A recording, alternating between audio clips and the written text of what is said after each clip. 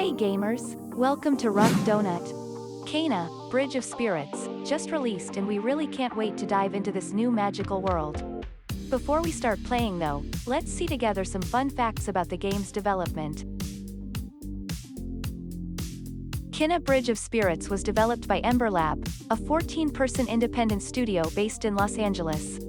Founded in 2009 by brothers Mike and Josh Greer, the studio has worked on several animated commercials and branded game applications, and in 2016 released a viral short film based on The Legend of Zelda, titled Terrible Fate.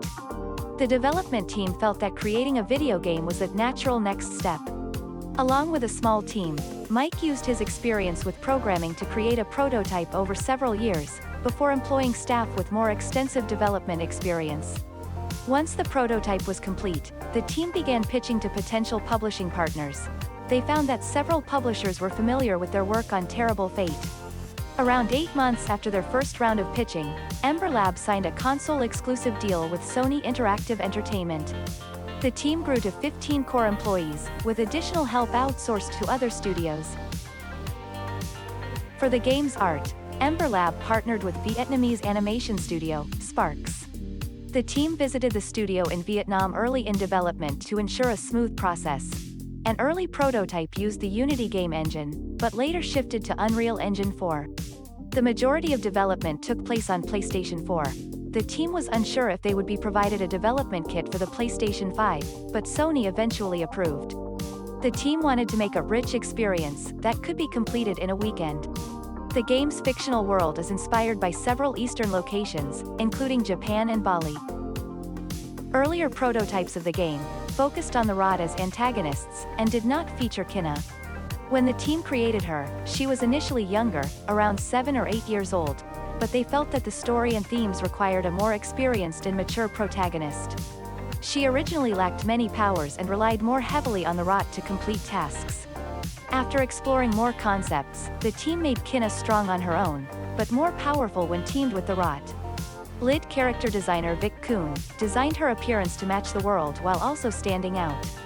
At one point, Kana had a long cape, but its animation was deemed too distracting and replaced with a shawl. Kuhn intended her clothes to feel asymmetrical, handmade, and practical. The game's characters were hand-animated using keyframe animation to add more detailed personality. The symbols throughout the game are inspired by Japanese and Southeast Asian cultures. It has been said that there are differences between the PS4 and PS5 versions. One of the most notable is the number of Rot that you'll see on screen. On PS5, all of them can be visible simultaneously. On PS4, you'll see fewer of them at a time. They won't be any less effective in combat or during puzzle solving, but there won't be as many of them visible at once. Also, the forests and overall foliage is denser on PlayStation 5. And the last fun fact for today has to do with the game's music. Did you know that the game features music with vocals from the actor who also voices Kana? Moreover, the team was influenced by the music of Disney films. But despite that, they avoided in-game musical performances to keep the game more grounded. And that's it for today's video. Which fact you found more interesting? Let us know in the comments down below. Until the next one, bye!